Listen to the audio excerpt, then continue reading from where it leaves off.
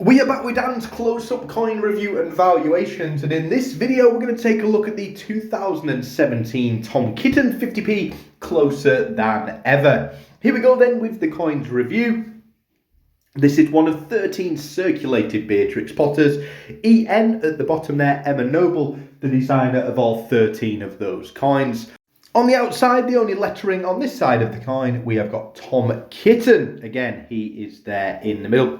Well, the coin turned over now, and we're going to see the fifth portrait of Queen Elizabeth II in the middle of the coin. There she is, looking to the right. J.C. Jody Clark, the designer of this portrait of Her Majesty. Bit more lettering on the outside of this one. We've got 50 pence, the coin's face value, hopefully focusing nicely. If it is a little bit dark, we are going to try and improve that quality. 2017, Elizabeth II, and we've got DGREG, which stands for By the Grace of God, Defender of the Faith.